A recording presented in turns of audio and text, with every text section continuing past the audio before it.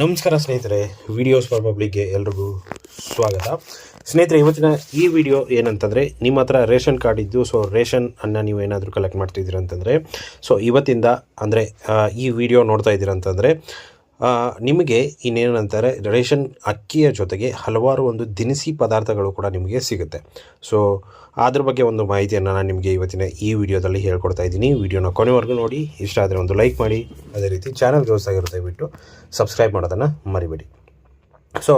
ರಾಜ್ಯ ಸರ್ಕಾರ ಏನು ಮಾಡ್ತಿದೆಯಪ್ಪ ಅಂತಂದರೆ, ಇವಾಗ ಅನ್ನಭಾಗ್ಯ ಯೋಜನೆ ಒಂದು ಇದರಲ್ಲಿ 10 kg ಅಕ್ಕಿಯನ್ನು ಕೊಡ್ತಾಯಿದೆ. ಅಂದರೆ 5 kg ರಾಜ್ಯ ಸರ್ಕಾರ, 5 kg ಕೇಂದ್ರ ಸರ್ಕಾರ. ಇವಾಗ ಏನು ಮಾಡ್ತಾ ಇದೆಯಪ್ಪ ಅಂತಂದರೆ, ಅಕ್ಕಿಯ ಒಂದು ಬದಲಿಗೆ ಕೊಡ್ತಾರಾ ಇಲ್ವಾ, ಅಕ್ಕಿ ಜೊತೆಗೆ ಕೊಡ್ತಾರಾ ಅಂತ ಗೊತ್ತಿಲ್ಲ. ಬಟ್ ಏನಂತಂದರೆ ಕೆಲವೊಂದು ಪದಾರ್ಥಗಳನ್ನು ಕೊಡ್ತಿದ್ದಾರೆ.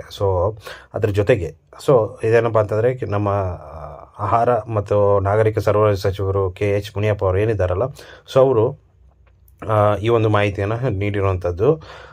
ಜುಲೈ 2ರಿಂದ ಅಂದರೆ ಜುಲೈ 2ನೇ ತಾರೀಕು ನಂದಬೆಟ್ಟಲ್ಲಿ ನಡೆಯುವ ಸಚಿವ ಸಂಪುಟ ಸಭೆಯಲ್ಲಿ ಈ ಬಗ್ಗೆ ಪ್ರಸ್ತಾಪ ಮಂಡಿಸಲಾಗುವುದು ಎಂದು ಮಾಹಿತಿ ಕೂಡ ನೀಡಿದ್ದಾರೆ. ಹಾಗಂತಂದರೆ ಏನೇನೆಲ್ಲ ಸಿಗುತ್ತೆ ಅನ್ನೋದ್ರ ಬಗ್ಗೆ ನೋಡೋಣ. ಗೋಧಿ 2 kg ಸಿಗುತ್ತೆ, ತೊಗರಿ 1 kg, ಅಡುಗೆ ಎಣ್ಣೆ 1 ಲೀಟರ್, ಸಕ್ಕರೆ 1 kg, ಉಪ್ಪು 1 kg, ಚಾವ್ ಪುಡಿ 100 ಗ್ರಾಮ್, ಅದೇ ರೀತಿ ಕಾಫಿ ಪುಡಿ 50 ಗ್ರಾಮ್. ಇದೆಷ್ಟು ಏನಂತಂದರೆ ಒಂದು ಅದರ ಜೊತೆಗೇ ಈ ಒಂದಷ್ಟು ಪದಾರ್ಥಗಳು ಸಿಗುತ್ತೆ ಅನ್ನೋ ಒಂದು ಮಾಹಿತಿಯನ್ನು ನೀಡಿದ್ದಾರೆ. ಗೊತ್ತಿಲ್ಲ, ನೋಡಬೇಕು. ಜುಲೈ 2ರಂದು ಆಗುವಂಥ ಒಂದು ಸಚಿವ ಸಂಪುಟ ಏನಿದೆಯಲ್ಲ, ಅದರಲ್ಲಿ ಮಂಡನೆ ಮಾಡ್ತೀನಿ ಅಂತ ಹೇಳಿದ್ದಾರೆ.